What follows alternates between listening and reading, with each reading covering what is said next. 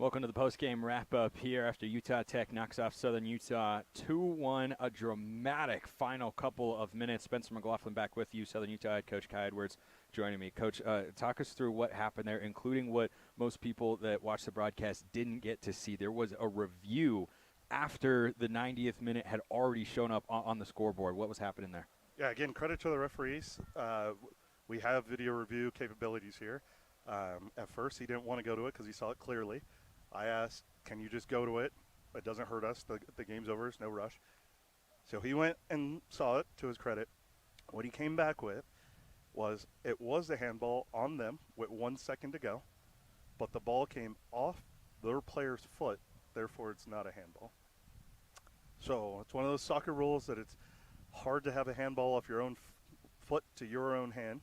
But it was a handball with 1 second to go, and the referee looked at it, gave a good explanation, and that's how the game ended. Yeah, for the final 3 minutes, we were watching a pretty dramatic couple of sequences unfold. What was going through your head as you tried to find that equalizer?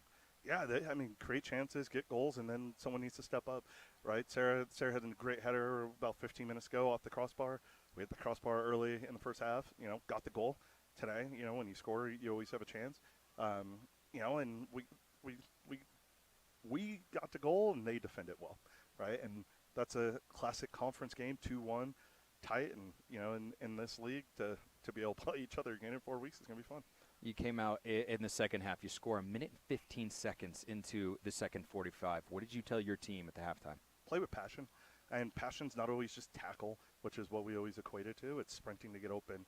It's sprinting to press, sprinting to get in the box, and having passion to not let them touch the ball. And they did that, and it's a good goal.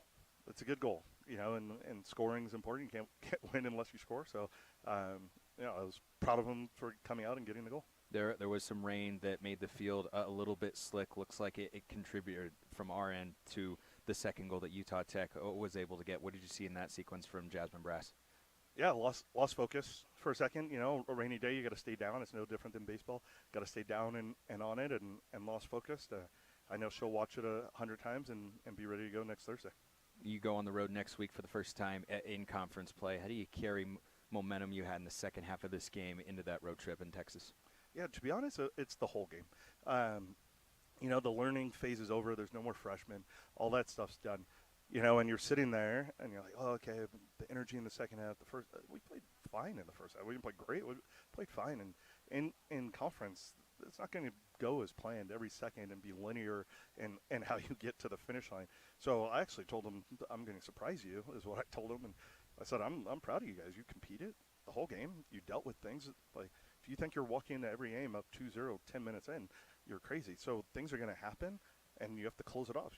You shut them out in the second half and got the goal. And, yes, we can all say, oh, let's do that in the first half. If we all had full control over that, we'd all win every single game. So I think it's important to just stay present in what you're doing and competing, and I thought we did very well. Coach, appreciate the time, as always. Go T-Birds.